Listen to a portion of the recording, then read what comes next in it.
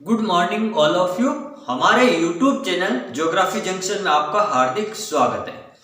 आज हम भारत भूगोल की श्रृंखला को आगे बढ़ाते हुए आज हम पढ़ेंगे भारत के प्रमुख जलवायु प्रदेश, यानी भारत में कौन कौन से जलवायु प्रदेश है और कौन कौन से राज्यों में, या भारत के जो जलवायु प्रदेश है उनका वर्गीकरण किस आधार पर किया गया है। और अपन बात करते हैं जो वर्गीकरण करने वाले भूगोलवेत्ता कौन थे उनके बारे में।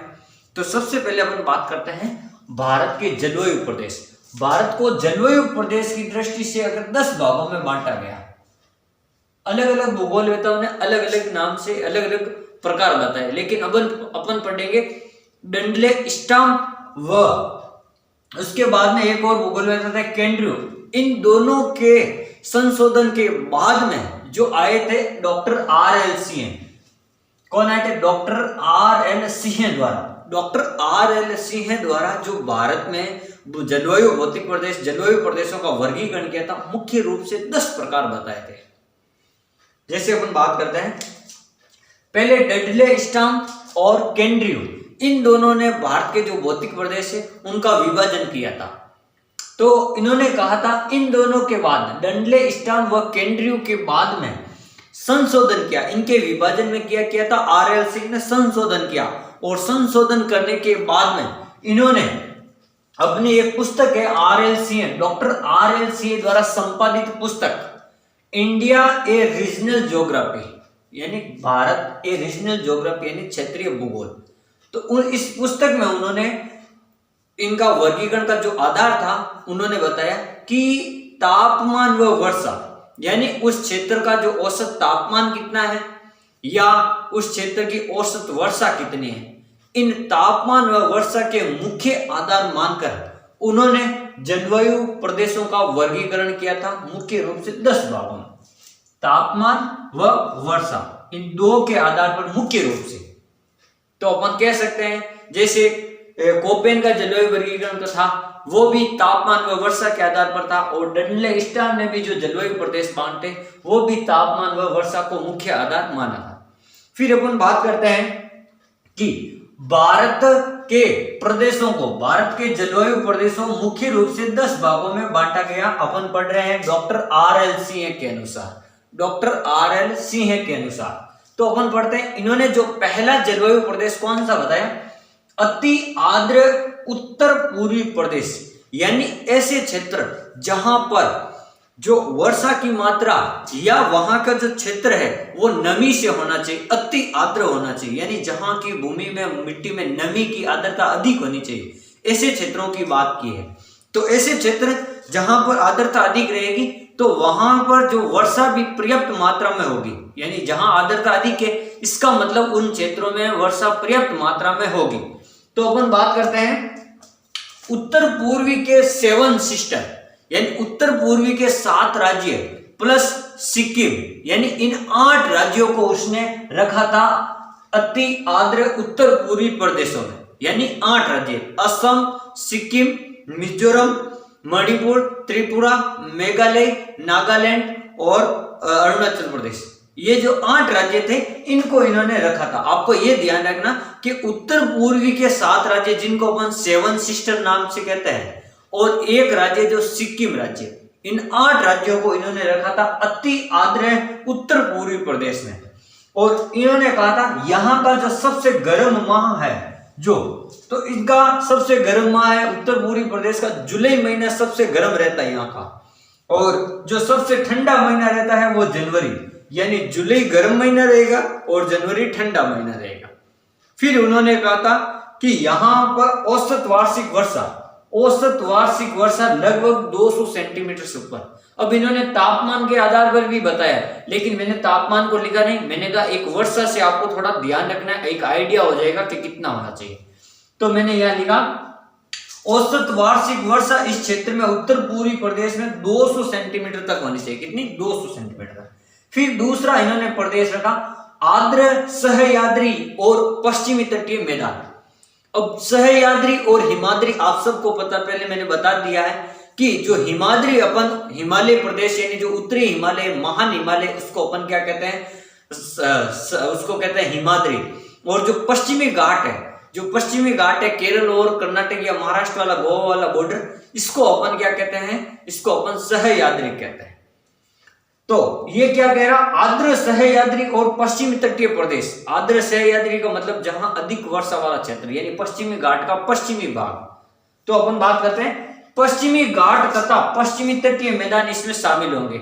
यानी नर्मदा से लेकर, जैसे अपन बात करते हैं, अगर ये भारत का नक्शा इधर से इस प्रकार आप छोटा सा नक्शा अगर समझेंगे तो यहां से लेकर यहां तक, यानी यहां एक स्थान है गोवा, गोवा से लेकर यहां तक, या अपन ये इस प्रकार कह सकते हैं यहाँ एक नदी है, इसके ऊपर नर्मदा नदी, तो नर्मदा नदी से लेकर कन्याकुमारी तक, नर्मदा नदी से लेकर कन्याकुमारी तक पश्चिमी घाट का पश्चिमी भाग और पश्चिमी तटीयवर्ती मैदान, इनको इन्होंने शामिल किया गया है।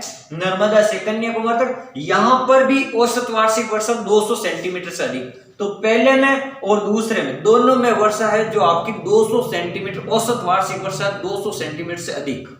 फिर अपन बात करते हैं तीसरा, आर्द्र दक्षिण पूर्वी प्रदेश। इसमें भी आर्द्र है लेकिन दक्षिण पूर्वी प्रदेश। अब दक्षिण पूर्वी प्रदेश देखो, इसमें मध्य प्रदेश आएगा, मध्य प्रदेश का पूर्व दक्षिण पूर्वी भाग, छत्तीसगढ़, झारखंड, उड़ीसा, पश्चिम बंगाल और आंध्र प्रदेश।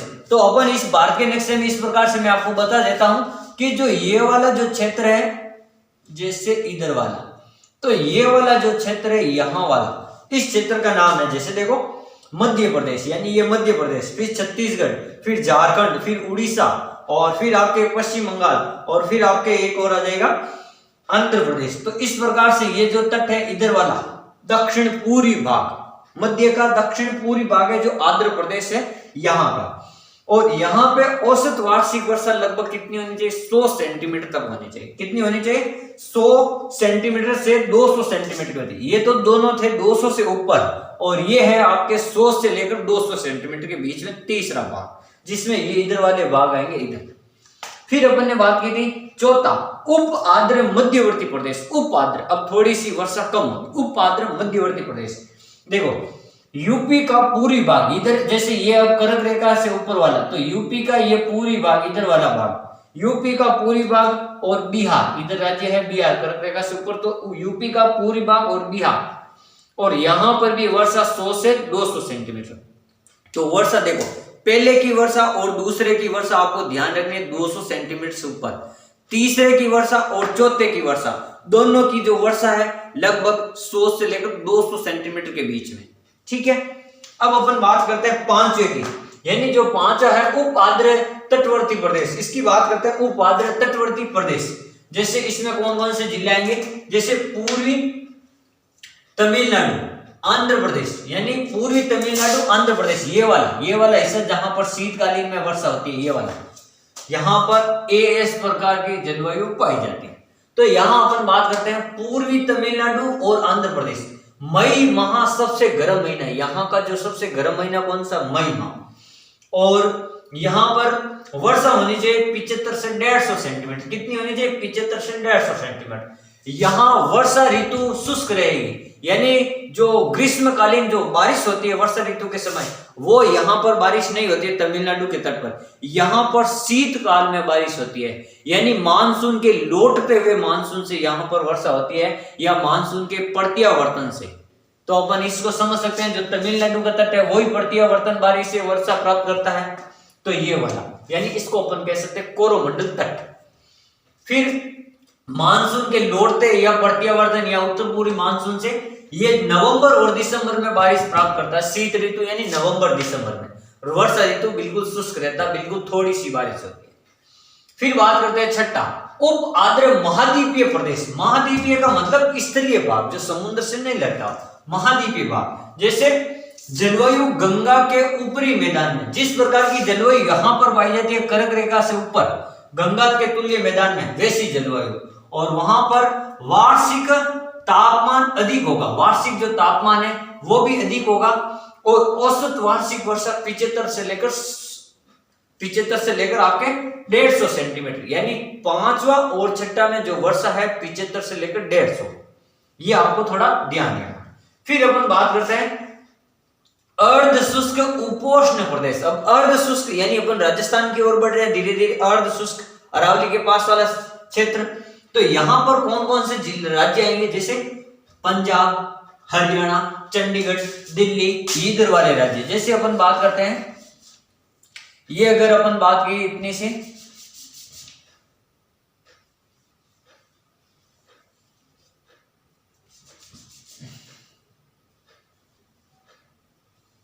ये वाला यहां का जो क्षेत्र है, ये वाला क्षेत्र, यहाँ राजस्थान, पंजाब, हरियाणा, चंडीगढ़ और इधर दिल्ली, तो ये वाला जो क्षेत्र है इसको अपन क्या कहते हैं, अर्ध शुष्क उपोष्ण क्षेत्र। इसको क्या कहेंगे, अर्ध शुष्क उपोष्ण क्षेत्र, जहां पर पंजाब, हरियाणा, चंडीगढ़, दिल्ली और पूर्वी राजस्थान, इधर वाला जो राजस्थान का हिस्सा, ये वाला पूर्वी राजस्थान।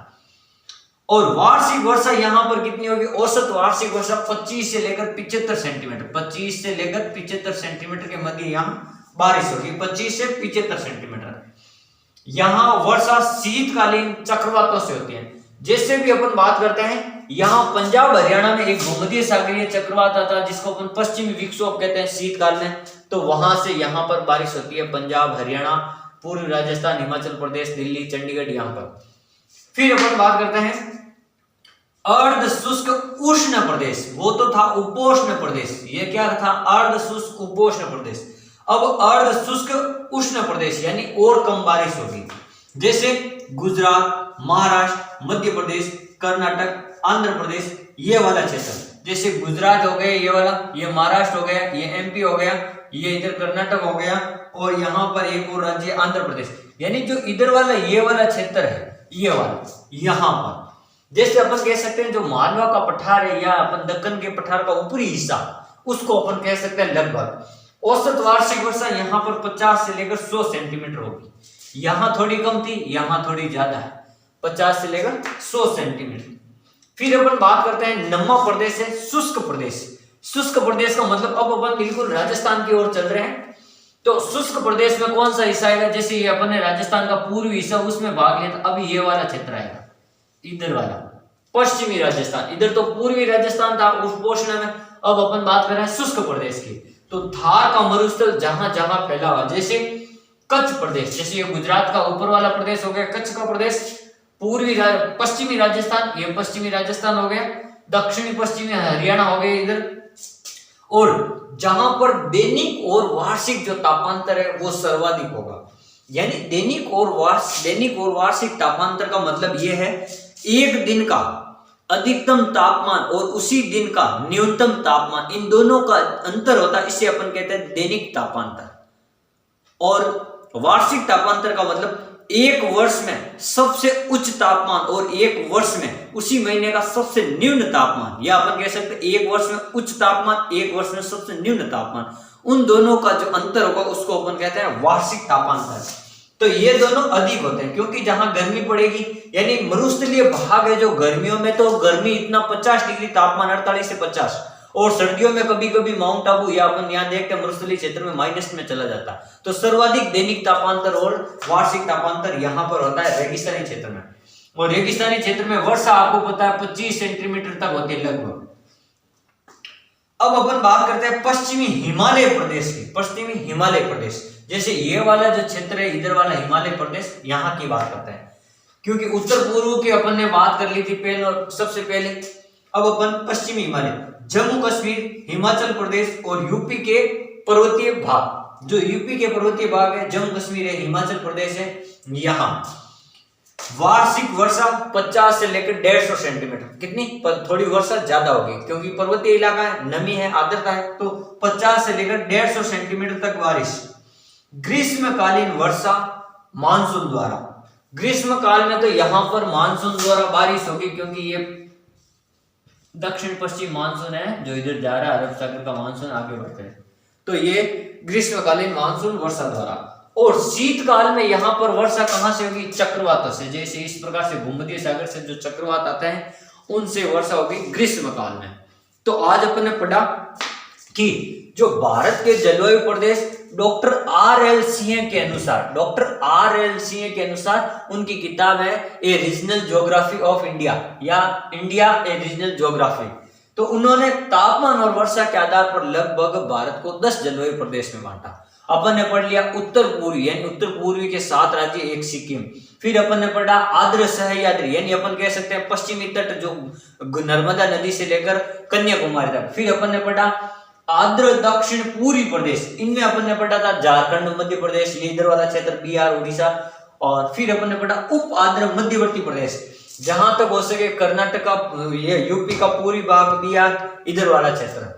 फिर पढ़ा उप आर्द्र तटवर्ती प्रदेश, उप आर्द्र तटवर्ती प्रदेश इधर वाला, ये कोरोमंडल तट पढ़ा था अपन ने। फिर अपन ने पढ़ा उप आर्द्र महाद्वीपीय प्रदेश यानी गंगा कर्क रेखा के ऊपर वाला भाग, यूपी, बिहार, ये वाला। फिर अपन ने पढ़ा था अर्ध शुष्क उपोष्ण, जिस समय उपोष्ण आएगा उस समय वर्षा थोड़ी अधिक होगी, 25 से 75, तो वहां पर पंजाब, हरियाणा, राजस्थान, चंडीगढ़, दिल्ली और पूर्वी राजस्थान आएगा। पंजाब, हरियाणा, चंडीगढ़ और पूर्वी राजस्थान, ये तो उपोष्ण में पूर्वी राजस्थान आएंगे। जब अपन शुष्क की बात करेंगे तो पश्चिमी राजस्थान की बात करेंगे। अर्ध शुष्क उष्ण प्रदेश ये हो जाएगा गुजरात, महाराष्ट्र, मध्य प्रदेश, कर्नाटक और आंध्र प्रदेश, इधर वाला क्षेत्र, ये वाला नीचे वाला। फिर अपन ने पढ़ा था शुष्क प्रदेश, शुष्क का मतलब ये थार मरुस्थल जहां पर फैला हुआ इधर वाला क्षेत्र, यानी राजस्थान का पश्चिमी भाग, गुजरात का कच्छ, दक्षिण पूर्वी हरियाणा, दक्षिण पश्चिमी हरियाणा का भाग। फिर अपन ने लास्ट पढ़ा था पश्चिमी हिमाचल प्रदेश, तो हिमालय जो जम्मू कश्मीर है, हिमाचल प्रदेश है, उत्तराखंड है, या यूपी में जहां उच्च पर्वतीय चोटियां, वो वाला भाग जहां पर वर्षा 50 से 150 सेंटीमीटर होती है, इस भाग को अपन कहते हैं उत्तर पूर्व या हिमालय भाग। तो इस प्रकार आज अपन ने पढ़ा रामलोचन सिंह RL सिंह के अनुसार जलवायु प्रदेश भारत में 10 भागों में बांटा था और उनकी विशेषताओं के बारे में। आप इन जलवायु प्रदेशों में जब वर्णन आपको करने का बोले तो आप इन जलवायु प्रदेश की सभी विशेषताओं के बारे में बता सकते हैं। जैसे मैं किसी एक का बता दूं, जैसे मैंने बता दिया कि शुष्क प्रदेश राजस्थान, तो यहाँ थार का मरुस्थल, तो थार के मरुस्थल में जितनी भी फसलें होती है, जितना भी तापमान है, जितनी भी जलवायु दशाएं हैं, जितने भी यहाँ पर कृषि क्षेत्र में समस्या है या कृषि यहाँ कोई अनुसंधान केंद्र लगा हुआ है, जैसे अपन बाजरा अनुसंधान केंद्र, या अपन जैसे बीकानेर में खजूर अनुसंधान केंद्र, जोधपुर में बेर अनुसंधान केंद्र, जितने आफरी जाफरी जितने भी संस्थान है उस क्षेत्र में, इन सभी का वर्णन करके आप इनको एक बड़ा क्वेश्चन बना सकते हो। तो इस प्रकार किसी भी एक का, किसी भी दो का, किसी भी 3 का आपको वर्णन करने का बोले तो उन राज्यों की जो कृषिगत विशेषताएं हैं और वहां का क्षेत्रफल, वहां कौन कौन सी फसलें होती हैं, वहां कौन कौन से अनुसंधान संस्थान जुड़े हुए हैं जो कृषि से संबंधित है, या वहां की जो भौगोलिक स्थितियां क्या है, या वहां का जो वर्तमान कृषि का स्वरूप क्या है, या प्राचीन कृषि के स्वरूप से वर्तमान, वहां पर जो कृषि के जो परंपरागत सिंचाई के साधन या जो वर्तमान में सिंचाई के साधन क्या है, उनकी आप तुलना करके इनका वर्णन कर सकते हो। चाहे किसी भी प्रदेश का आपको जलवायु प्रदेश का पूछे तो आप उनका कर सकते हो। थैंक यू, धन्यवाद।